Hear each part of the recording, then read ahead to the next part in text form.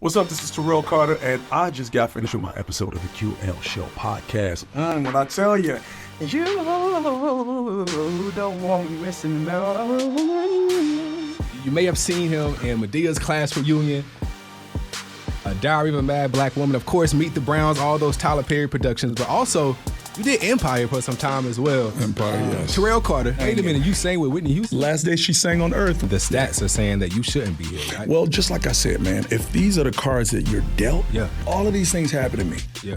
But yet I'm gonna be this 6'5" dude who can sing, but I'm walking in my purpose, and I'm allowing that to open up the doors that I have no idea to dream about.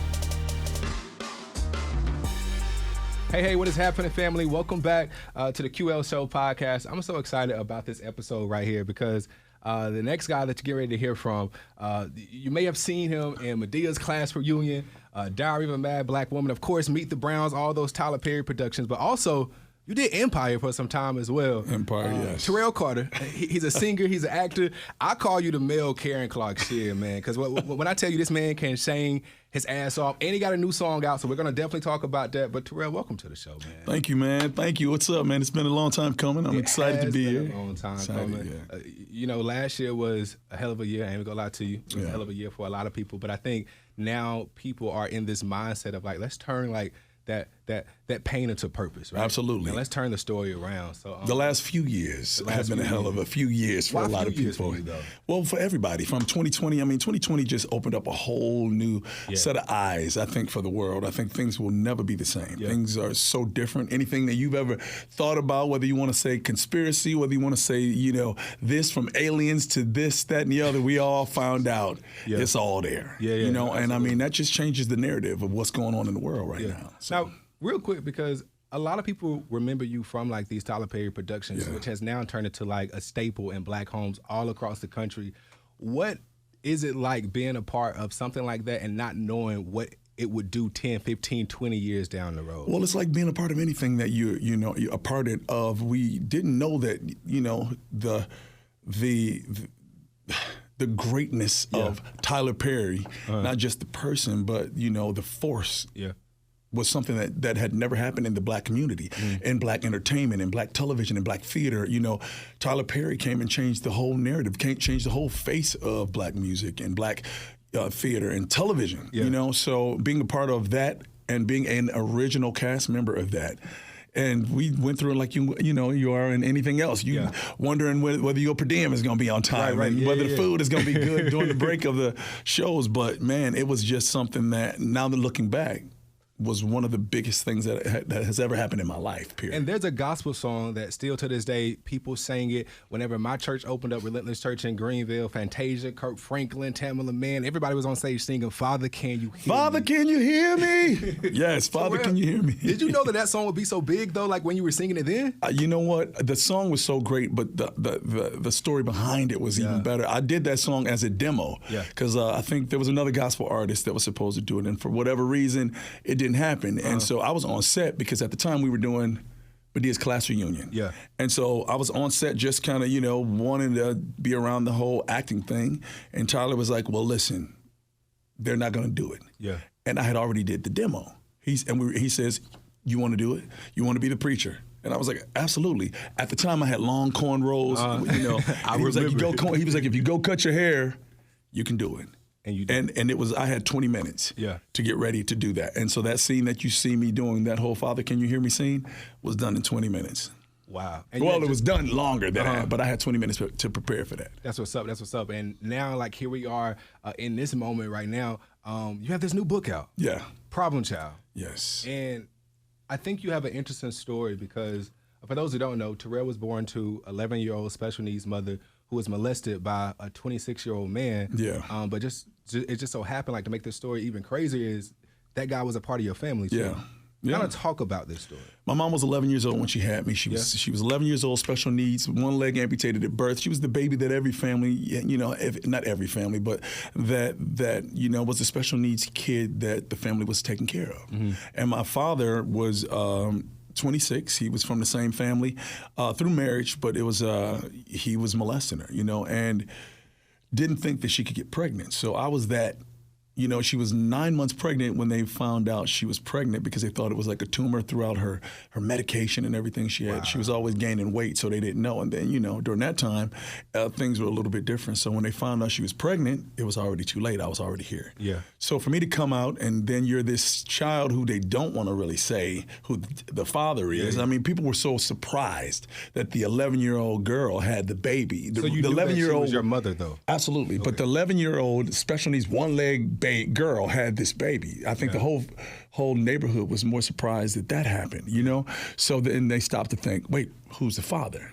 But I started looking more and more like him. Yeah. You know, so it was obvious. You knew him like growing up? Well, you know, by the time I was 5 years old, the family kind of made this huge split, and my grandfather passed away, which you'll find out in the book when you read it. But I knew who he was. I knew, you know, the whole thing. You know, I remember being 5 years old, and my mother and I, we were like kids, and I didn't know at that time she was special needs and everything. And when I was 5 years old, her and I had an argument about a coloring book and some crayons, and something she said and the way she pronounced the words. I remember being 5 years old, and I was like, you know what? I'm smarter than she is. At that time, that's what and I was like, I gotta be nice to her. I could tell that I had already surpassed her, you know, Absolutely. At that point in my life when I was 5. And she was, you know, 15, 16, 17, whatever she was. Yeah. And at that time, it was just, I did an interview and a lady asked me, she said, well, with a mother like, you know, being special needs and what you went through, how do you still have the motivation to, you know, when you were younger to continue to go on? I said, well, first of all, if those are the chips that I was dealt, the cards that I was dealt in the beginning, that's one thing. But if this is the man that I get to choose, I get to live the life and figure it all out as, you know, with all of these things, I'm grateful for that. But my surprise was more that I was nothing like the rest of the family. My family was, and a lot of them, most of them are gone. It's like I have one or two family members left, but my immediate family and even some extended were whatever the most derogatory thought that you ever have about a black family, that was these people. And I grew up with them, you know, so, and I can say that because it's a part of my story, you know. So at what moment in your childhood did you know, like, I got to turn this around and I got to create a different narrative? We were at a family reunion and I was 8 years old and two of my cousins got into an argument and they started like shooting, not even really at each other, but like, I remember sitting there at 8 years old looking at these people like, yeah, this ain't it. Yeah. Like there's something else out there. I don't even know what else is out there because, you know, where I grew up, we didn't see, you know, anything but like the Cosby Show. Yeah. You know, that was the only thing I'd ever seen about an African-American family that was something else. And I just thought, you know, that's TV. However, ironically, Felicia Rashad from the Cosby Show ended up playing my aunt on Empire, you know, and we had that conversation, but we'll talk about that in a minute. But yeah, at 8 years old, man, I knew at that point I was different. Not only did I have to change what, you know, I knew I had nothing to lose, but to stay. Yeah, absolutely. If I stayed there, I'd lose. And I thought to myself, all I need to do is become an adult. And as soon as that happens, I'm gone. So what state were you born and raised in? Buffalo, New York. Buffalo, New York. Yeah. And then you leave Buffalo and then you head to... I left Buffalo and then I went to Detroit, Michigan to work with Fred Hammond. Yeah. Worked with Fred Hammond. He is a legend in this I know. It's right. We were talking about him in the car. He started the group Commissioned and then went on to do Radical for Christ. And I was one of the original members from that. And then, you know, I grew up with a guy who was a little bit older than I was, but he was from Buffalo as well, Stevie J. Yeah. And so when we used to work together at home, he would play for me and I'd sing. We'd go, you know, sing at funerals and little things and stuff together. He was working with P. Diddy. And so I was on this tour with Kirk Franklin, Yolanda Adams, and Fred Hammond. And the last day of the tour, P. Diddy and Stevie J came, and I sang, and Stevie was like, Terrell, and it had been like 4 or 5 years. Yeah. And I moved on and started going from, you know, that, and then got with Quincy Jones and all of that because of them, you know, in L.A. So did you always know that you had a voice, though, like through all this that you were going through as a child? Like, at what moment in your life did you realize, like... Well, I used to always like come home from church and like try to mimic all of the other singers. But I thought that everybody could sing like that. When I would hear like Stevie Wonder and Aretha Franklin on the radio, I always felt like I thought everybody could sing like that because I could sing that way to me then. It was still like a little bit of a kid, but it was way better now that I look back and I listen to recordings and stuff. I could sing like that then, and I always thought everyone could sing like that. I just thought they all could.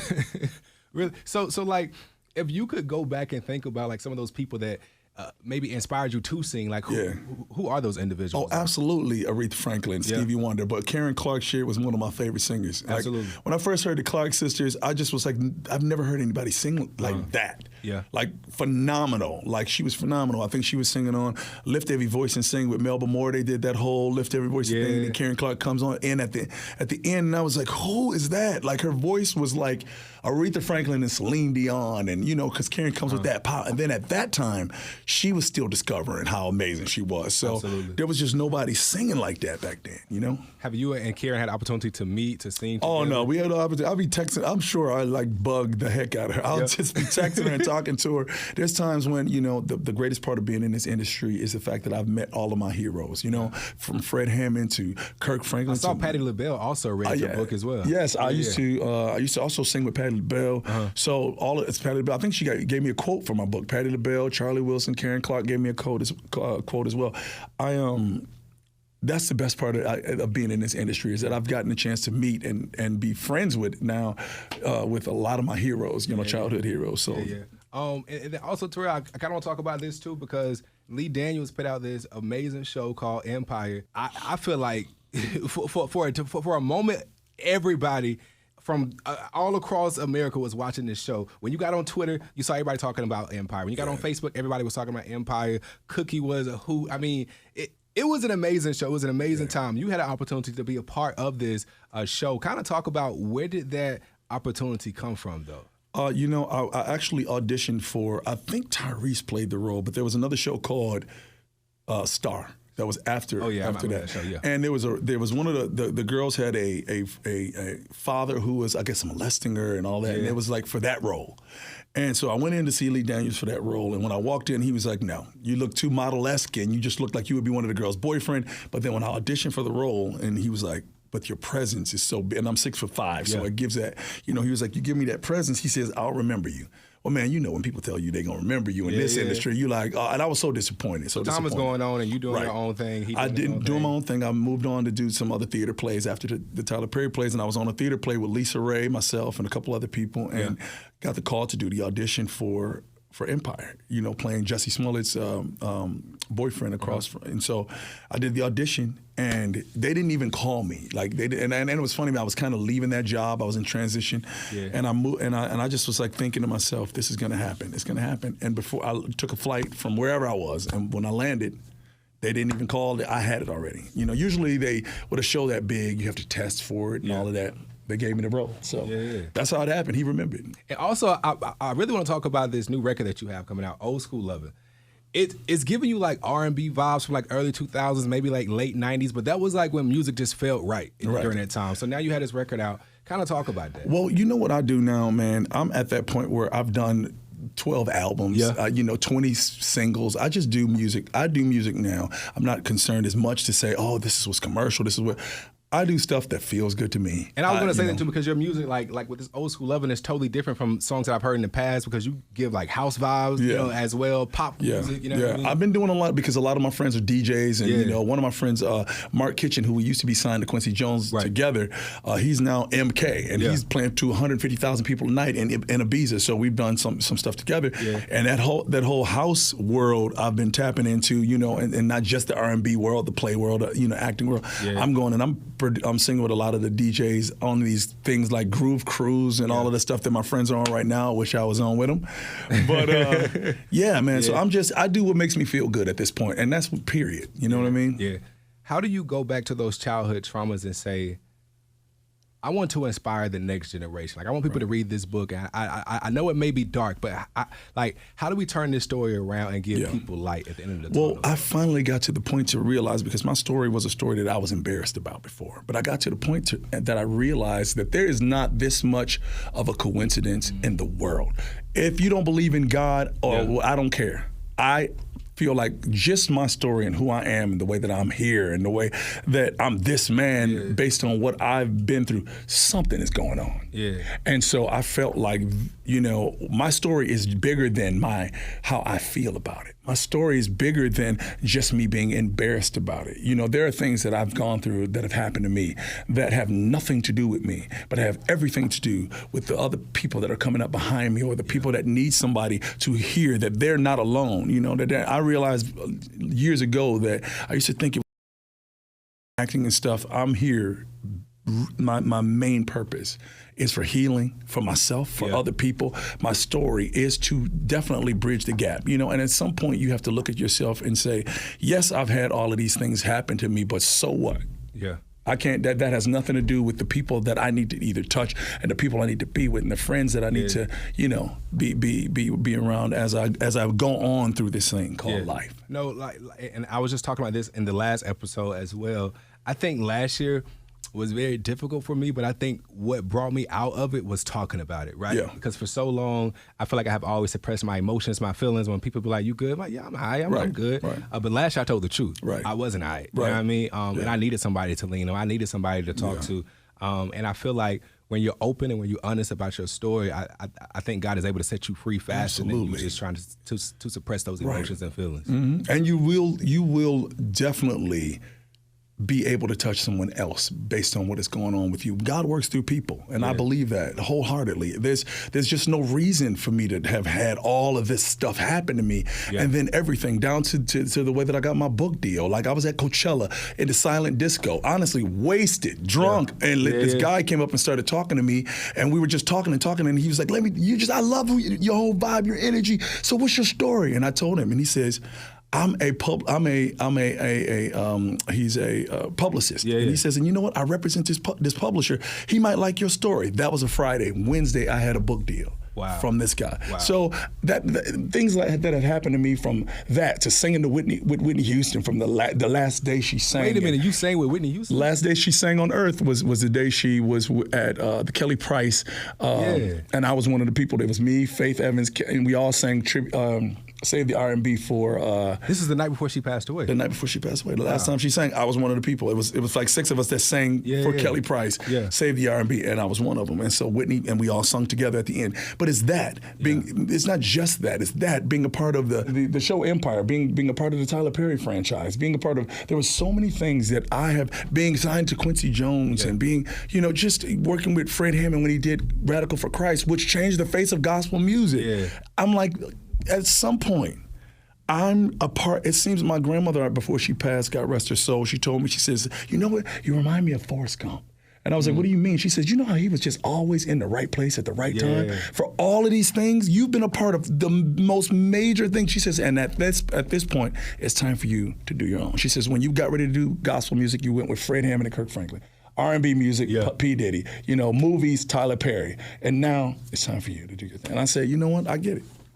So is there people back at home, back in Buffalo, that you still talk to, like your family members? Well, I don't really have family. Everybody is really gone, except for two family. I have a sister, and then I have a cousin who's like my sister. In my book, when you read it, it's Cousin Dimples. That everybody, once you read it, you'll understand. But she's back there. But other than that, man, I'm moving. How do you keep going, though, Terrell? Like, when you think about just your history, and the stats are saying that you shouldn't be here, right? Well, just like I said, man, if these are the cards that you're dealt, but it could have been a lot worse. I could have been like my mom. I could have been, physically challenged. I could have been all of those things. But I'm like, all of these things happen to me. But yet I'm gonna be this 6'5" dude who can sing, who can go out here, and I've had all of these opportunities that people would, love to have. That's what keeps you. It's not even about keeping me humble. It's nothing that I've done that has put me in this position. I don't deserve anything. You don't deserve something because because of what? Right. But I've been always at this place where these doors have opened for me. So that's what keeps me going. There is and there's nothing to go back to. Nothing to go back to. Man, you're also an entrepreneur. So not only do you have the book, but you got this hat line out. Yeah, well, you know what, with the hat line, I started doing them and during 2020, and I actually did this pink one. And during 2020, and I got 3,000 orders because I did it during Breast Cancer Month, and it just overwhelmed me. So now I'm just kind of doing them for me. And then I'm kind of opening it up again. But Terrell, as soon as you came in the studio, the producers was asking about the hat. Like at some point, you got to put this out for the world. But it's funny because every time I see somebody wearing my hat that I made for them, I kind of get upset. I'm like, so I got to get it together. We go get it together. But yeah. So maybe like this time next year, we're gonna have a hat line. I had Jonathan Slocum. We just did the Urban One Honor Awards, and he was like, "Man, where's my hat? Where is my hat?" Keith David, Keith David from the actor from Greenleaf. He played Thor in The Lion King. So he played I was in a television show on Netflix called From Scratch. And he and I played. He played my father-in-law, and I'm still promising him that I'm gonna make him some hats. So this time next year, I'll make sure it happens. People are waiting. What's next for you, though, Terrell? Man, you know what? I have done things that have been bigger than any of my wildest dreams. I stopped saying that I'm dreaming, and I started walking in my purpose and in my favor. And that surrounds me, and I let that lead me to whatever next is for me. Instead of saying, there are things that I want to do. Yes, I'm working on films now. I'm writing and producing my own films instead of just being an actor in them. But I'm walking in my purpose, and I'm allowing that to open doors, open up the doors that I have no idea to dream about. Speaking about your purpose, though, like what do you believe is your purpose? You know what? I believe that my purpose changes. My purpose has changed based on what's going on in the world. But my purpose is to heal other people and to heal myself. And constantly, you just always think, you do get to a point where you're like, I kind of got life now. I kind of got it.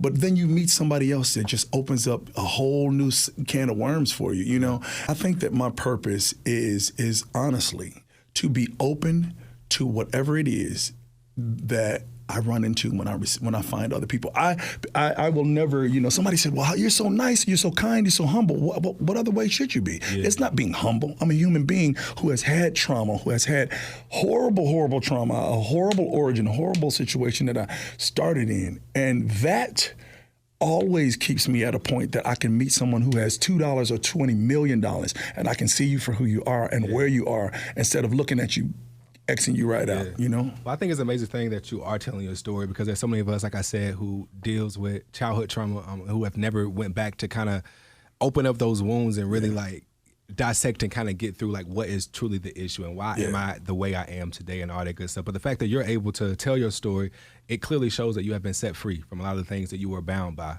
growing up. Telling it did set me free. Writing this story, I was in a coffee shop in L.A. when I was writing certain things about my father, and I broke into tears. And this lady next to me, she was like, "Are you all right, baby? You all right?" She was black because if she said that, "You all right, baby? You all right?" And I said, "I'm better than all right. I am completely free from something that I didn't know that was binding me." And so I encourage people at your own time and at your, when it's your time, tell your story. Tell your story. And I realize like you're bigger than whatever your story is or your shame is or your color is or your hood is or wherever you come from. I come from a place where I am, my friends and who I know and what I deal with and where it's bigger than what I've ever been a part of. It sees no, color. It sees no, and it's true. It is. I have friends of everything. So when I'm in a room with them, I realize I wasn't taught anything. I wasn't taught anything but I wasn't taught to sing. I wasn't taught to act. I wasn't, I really wasn't. But I realized that who I was automatically there before I was born. So I just walk in that.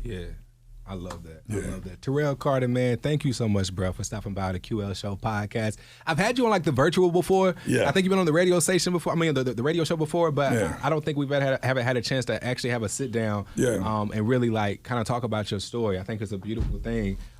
Again, just to see you go from that to see what you're doing to this day, you know what I mean? And to know that you have changed so many lives, so many families, you know what I mean, from growing up. That, like I said, the Father Can You Hear Me song is still transcending and still, you know what I mean, circulating in homes all over. People still love that song. Some of the characters that you're playing in these plays and these productions, people can relate to.